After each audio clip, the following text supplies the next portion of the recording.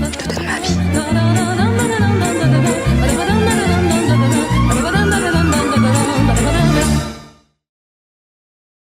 Bonjour à tous, c'est Valentin, le Home Cinéman, et je suis en compagnie de Loïc. Bonjour Loïc. Salut.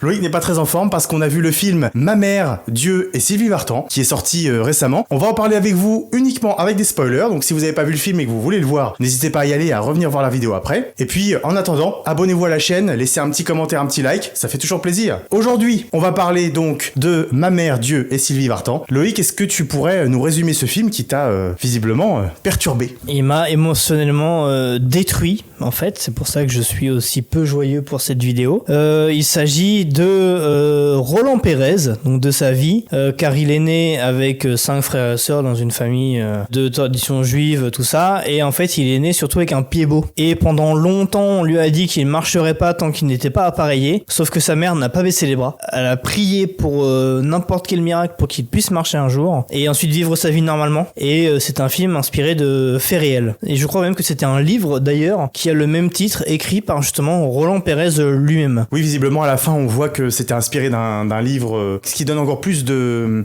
corps à cette histoire qui visiblement s'est réellement produite. Toi t'en as pensé quoi du film ? Alors moi j'ai beaucoup aimé, c'était vraiment une grosse surprise. J'avais vu plusieurs retours dans les médias en disant oui bon c'est un film extraordinaire, on a pleuré du début jusqu'à la fin. Bon généralement ça en traduction ça veut dire il y a une petite scène d'émotion à la fin et puis basta. Je voyais des retours dithyrambiques et je me dis souvent quand je suis dans la salle après je me dis bon ça valait peut-être pas tous les retours dithyrambiques qu'on nous a rapportés. Et donc là c'est vrai que je comprenais les retours et pour une fois ils sont pas exagérés je trouve. C'est vrai que le film est très chargé en émotions et c'est un super film français comme décidément on va de plus en plus en voir et donc je suis très satisfait de ce film. Quelques petits défauts évidemment à relever, je n'y manquerai pas parce que je suis tatillon et j'aurais aimé que le film aille plus loin sur certains aspects. Donc il y a des défauts, il y a des petits problèmes mais globalement c'était une expérience fort enrichissante et fort sympathique et j'ai aussi eu le plaisir ou le déplaisir de voir mon copain me pleurer, s'effondrer émotionnellement pendant la séance. Donc Loïc, dis-nous un peu plus en détail ton avis. Alors, à savoir pour l'anecdote que lorsqu'on a vu pour la première fois la bande-annonce avec 20 ans au cinéma, je lui ai dit je vais pas voir ce film, sinon je vais pleurer. Entre temps, il s'est passé plusieurs mois, j'ai oublié même l'existence de ce film, et quand Valentin dans la programmation m'a dit bah tiens on va voir ce film, je suis bon d'accord et tout, pourquoi pas. Et quand ça a commencé...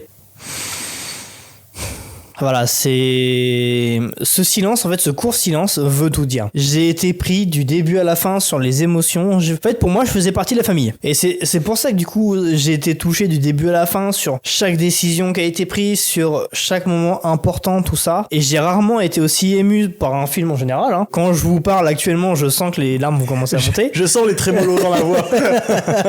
Et même en général, là, ça m'arrive des fois d'être ému par des films. Je vous avais dit dans mon top 2023, donc ça remonte à un petit moment maintenant, que j'avais été complètement bouleversé par ma journée où j'avais vu The Whale, J'ai vrai toujours beau visage et The Son. Et ben en fait, juste ce film, il est au même niveau que les 3 films réunis en fait au niveau émotion. Et vraiment en fait, j'ai trouvé ça tellement profond, tellement bien joué. La mise en scène était parfaite. Genre vraiment en fait, c'était un film pour moi qui était très très bon et je le recommande vivement. Très bien, merci Loïc. J'espère que tu vas tenir cette vidéo émotionnellement. Sinon je prendrais des mouchoirs et puis je pleurais vraiment.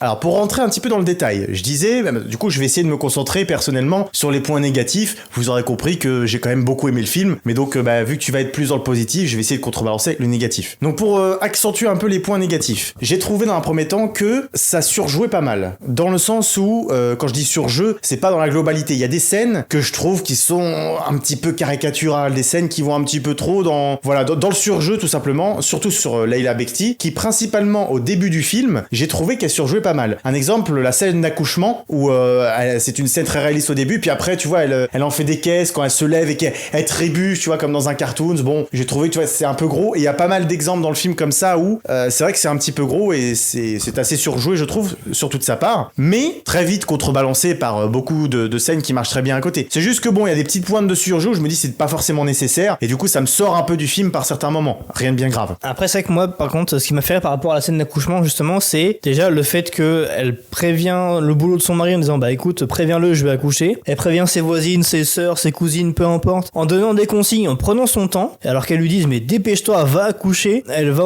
à l'hôpital tranquillement en marchant, en prenant le métro et tout, et au final final, elle accouche vraiment l'impression que ça se fait en 2-2 parce que c'est son 6ème gosse, donc entre guillemets le chemin est déjà fait. C'est vrai que du coup quand ils se rendent compte qu'il y a le pied-beau, ils le mettent à part et tout, elle s'inquiète directement, et quand ils lui disent, elle veut le voir, et c'est vrai que le moment où elle se lève directement et elle tombe, ça met un peu de baume au cœur dans le sens où ça fait rigoler un petit peu, alors qu'on sait que ça va être dur pour le gamin d'avoir un pied-beau, de vivre avec tout ça à cette époque-là, et du coup ça m'a fait sourire parce que je savais que la suite allait être compliquée à vivre justement pour elle et même pour la famille en général. Oui, mais bien sûr, il contrebalance les moments dramatiques par des moments humoristiques, mais c'est pas ça que je dis, c'est que il y a des moments où c'est un petit peu trop surligné. Il y a l'assistante là l'assistante sociale, je pense, enfin ça doit être une assistante sociale. Je crois que c'était plutôt genre une enseignante ou une directrice d'école qui insistait fortement pour qu'elle... Bref, donc il y a cette assistante sociale ou dans l'éducation, peu importe, qui s'occupe du coup de l'avenir du gamin de Leila Bekti. Et donc de comment il s'appelle, Roland. Elle lui dit à un moment, elle dit à la mère, mais vous nuisez au développement de votre enfant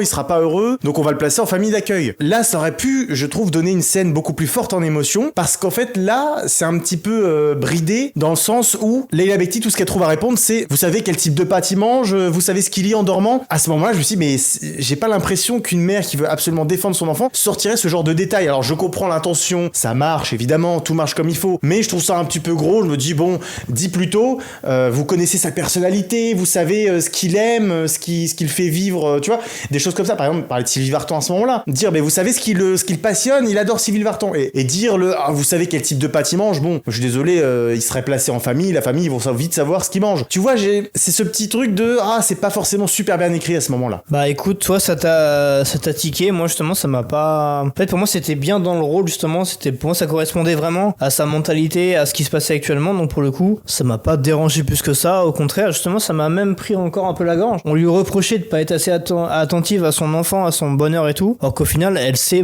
la moindre de ses mimiques, la moindre chose, et c'est justement ça, j'ai trouvé ça touchant malgré tout. Oui, mais justement, je disais que c'était pas le fait qu'elle sache pas ses mimiques, c'est qu'en fait, ils insistent sur les mauvais points, je trouve. Tu vas dire quel type de pâte il mange, finalement, tout le monde peut le savoir, c'est pas ça qui fait que elle connaît son enfant mieux que tout le monde. L'intention est là, on voit bien qu'elle connaît son enfant mieux que tout le monde, et je comprends l'objectif de la scène. C'est juste que aller sur les pattes et pas sur sa passion, ce qui l'anime, tu vois, je trouve ça un petit peu, bon, c'est pas très grave. Non, mais après, et je suis là pour insister sur le négatif. Bien sûr, mais après, si tu veux insister sur Sylvie Vartan, par exemple, à ce moment-là, la mère elle réalisait pas encore à quel point Sylvie Vartan était important pour lui. Bien sûr. Là, je joue sur le timing aussi. C'était un exemple. On parlait de Sylvie Vartan, un élément que j'ai beaucoup aimé dans le film. Là, c'est quelque chose de très personnel, mais que ça m'a bien touché dans le cœur. C'est le moment où en fait on voit la chanson du coup de Sylvie Vartan avec Johnny Hallyday, qui du coup j'ai découvert ça très jeune. C'est J'ai un problème, donc de Sylvie Vartan et Johnny Hallyday, qu'ils ont chanté en duo.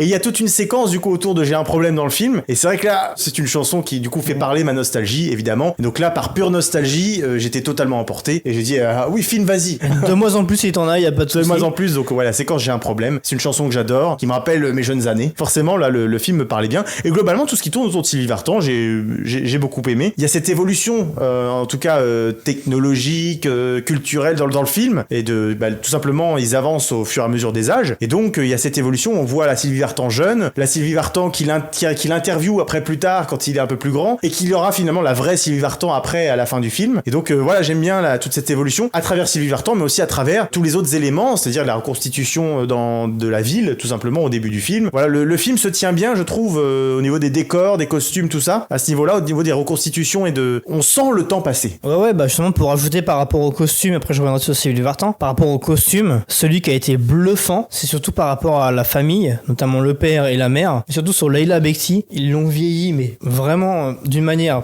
parfaite. Pour moi c'était vraiment une mamie nickel en fait, et justement ça joue un peu avec le costume aussi, sa manière de jouer, et je trouve qu'elle correspondait très bien aussi à cette période de vie-là, et même moi franchement quand elle était grand-mère, elle m'a limite presque plus touché que quand elle était maman en fait de base. Alors sur ce point-là je suis d'accord, parce que comme je disais, je trouve qu'elle surjouait un peu quand elle était plus jeune, donc quand elle est plus vieille c'est vrai que là je la trouve beaucoup plus juste et beaucoup plus touchante en effet. après. Par contre, je suis pas d'accord sur le fait que ce soit totalement convaincant son déguisement de grand-mère, parce que je trouve que l'actrice a pas fait l'effort, ou en tout cas, ou alors ils ont pas accentué ce point-là, mais elle a pas changé sa voix. Et en fait, elle garde la voix de Leila Bekti, 40 ans. Je sais pas quel âge a l'actrice, bon, elle doit avoir dans la quarantaine, je pense. En tout cas, elle a pas 60 ans. Et donc, elle a la voix de la Leila Bekti telle qu'elle parle comme tous les jours, quasiment. Elle fait quelques petits efforts, mais j'ai trouvé ça un peu dissonant parce que, on a, en effet, visuellement, c'est totalement convaincant, sa transformation. Mais après, quand elle ouvre la bouche et qu'elle parle, quand elle est grand-mère, là, j'y suis plus du tout. Et du coup, il y a une dichotomie entre les deux où je me dis, c'est mi-convaincant, mi-problématique. En fait, ce qui gêne, c'est que ça fait un parallèle avec la vieille dans Blanche-Neige, en fait, où elle est vieille, elle a pas la voix d'une vieille, et puis c'est tout, en fait, ça te fait référence à ça. Ah, ça peut être ça aussi, hein. Donc, je pense que c'est surtout ça, en fait, je pense que c'est les restes de Blanche-Neige qui font que t'as pas trop les restes aimé de ça. Blanche-Neige, c'est le trognon de la pomme.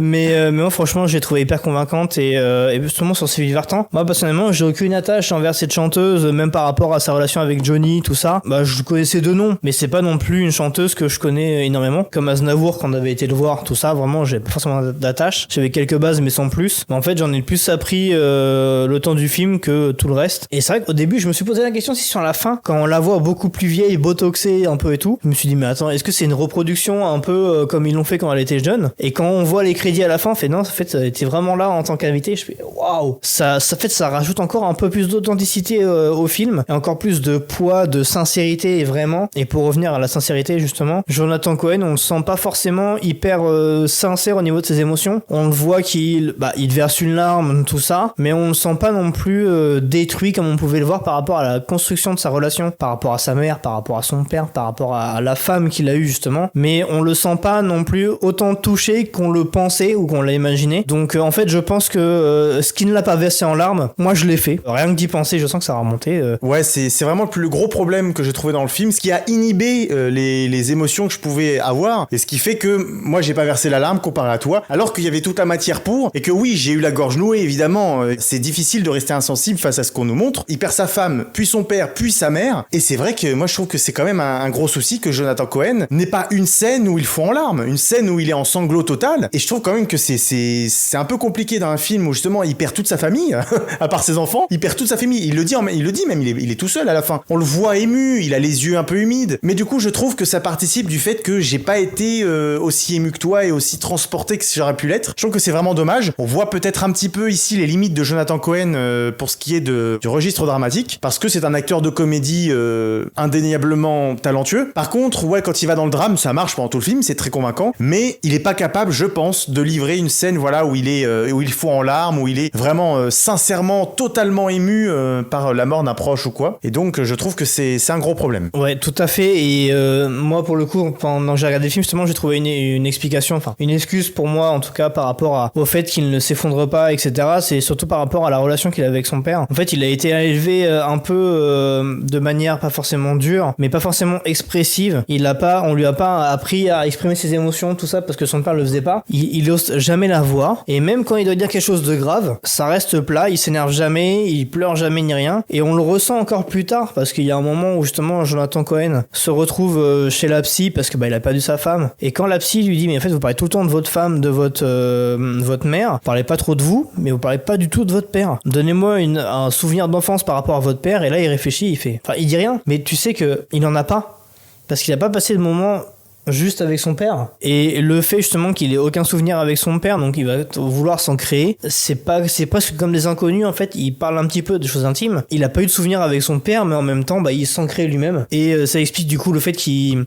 s'exprime pas émotionnellement parlant, parce que il a quand même la charge de sa famille, tout ça. S'il craque, la famille craque avec lui, c'est pas le but. Je pense que c'est aussi pour ça justement qu'on le voit aussi peu exprimer ses émotions par rapport à la tristesse, et notamment par rapport à sa mère aussi. C'est plutôt plus de la colère sur le moment que de la tristesse jusqu'à la fin, où la fin m'a abattu 3 balles dans la tête. Enfin là c'était fini quoi. Je veux bien l'explication de oui, mais comme son père il a appris à inhiber ses sentiments, tout ça, mais je suis désolé, le film est construit sur sa relation avec sa mère. Quand sa mère meurt, je comprends pas qu'il ait juste les yeux humides, tu vois. J'ai du mal, alors que visiblement il en est conscient, surtout à la fin quand elle meurt. Il est conscient qu'elle a été tout pour lui, même il a eu cette relation compliquée où elle était beaucoup trop à contrôler toute sa vie, mais il est bien conscient, même quand elle a la médaille d'honneur par exemple, il en est bien conscient de toute toute l'importance qu'elle a eue, de tout ce qu'elle a sacrifié pour lui. Et donc, le voir même pas verser une larme, je trouve que c'est dommage. C'est même pas que c'est un gros problème, c'est que c'est dommage. Parce que là, tu vois, j'ai un Jonathan Cohen à la fin, la scène finale, là, quand il est dans le cimetière et qu'il rend hommage à sa mère. Si j'ai un Jonathan Cohen qui fond en larmes, alors moi, là, c'était fini, oui. Le côté dramatique est un petit peu inhibé, c'est vraiment dommage. Mais il y a des moments dans le film où, bien sûr, ça marche. Ce qui m'a le plus ému, c'est une transition toute bête. C'est donc un moment où il est chez le médecin avec sa femme. Il y a sa femme, du coup, qui va dans la pièce d'à côté parce que le médecin va lui annoncer le fait qu'elle a un cancer et qu'elle va mourir et que ça va être visiblement foudroyant. Et en fait, il y a cette transition magnifique. La caméra, du coup, elle descend et en fait, on descend sur le cimetière et on a, voilà, la caméra qui cadre le cercueil de la dame. Et donc, on voit, voilà, il y a une transition rapide où, encore une fois, alors, c'est très efficace cette transition, on comprend tout de suite et voilà, et on est très ému. Mais encore une fois, le Jonathan Cohen qui est, je dirais pas impassible, mais presque, où il laisse rien transparaître et du coup, j'aurais aimé être ému avec tout le monde et être là, c'est horrible, machin. Alors oui, c'est horrible, mais du coup, moi, ça m'a pas tiré l'alarme parce que malgré toute la réussite technique du film et dans son ton, dans la gestion de son ton, parce qu'il y a de l'humour, du drame, tout va très bien. Mais voilà, malgré toutes ces réussites, moi, c'est vraiment ce qui reste, c'est le fait que ça a été inhibé. Et un dernier mot sur son père aussi, moi, c'est ce qui m'a beaucoup ému aussi, comme tu en parlais, c'est le fait que il a pas vu son père, il se rend compte qu'il a eu une relation, il a pas eu de relation avec lui pendant longtemps. Et en fait, ce qui est dramatique et ce qui m'a le plus ému, c'est le fait que au moment justement où il s'apprête à renouer avec son père, à reparler avec lui et à avoir une relation, à tisser quelque chose, 6 mois après, il est plus là. C'est ce que j'adore, par exemple, dans les Gardiens de la Galaxie volume 2, c'est que au moment où Star-Lord découvre qui est son vrai père et qui pourrait avoir une relation avec son vrai père, celui qui l'a élevé, il le perd. Et c'est ce genre d'élément dramatique où, en fait, tu te rends compte de ce que tu as au moment où tu le perds. Dans tous les cas, sans mauvais jeu de mots, où tu le perds. Je trouve que moi, c'est un mécanisme qui marche très fort chez moi. Le côté, voilà, tu te rends compte de ce que tu aimais, de ce que tu as perdu au moment où tu le perds. Quand c'est une relation humaine aussi importante, c'est d'autant plus dramatique. Dommage que Jonathan Cohen soit pas un peu plus investi dans le drame. En fait, je suis globalement d'accord avec tout ce que tu viens de dire. Le problème, c'est que je ne tolère pas que tu compares la relation entre Jonathan Cohen et son père et les Gardiens de la Galaxie 2. C'est totalement la même chose. Vraiment, pour le coup, moi qui n'aime pas le film, pour le coup, c'est pour ça que je ne tolère pas. Mais c'est vrai qu'à partir du moment où la femme décède, c'est rafale. Donc ça veut dire que si vous n'avez pas de mouchoir, prenez-en avant de venir, parce qu'à partir de ce moment-là, vous savez que c'est fini pour vous. Pour moi, c'est l'effet du film, c'est qu'à chaque moment où il y a une évolution positive, tu vas voir un truc négatif. Et le problème, c'est que sur la fin, ça va être plus négatif qu'autre chose. Après, c'est le sens de la vie aussi. C'est au bout d'un moment, à un certain âge, t'as des êtres chers qui commencent à partir, à reposer en paix, etc.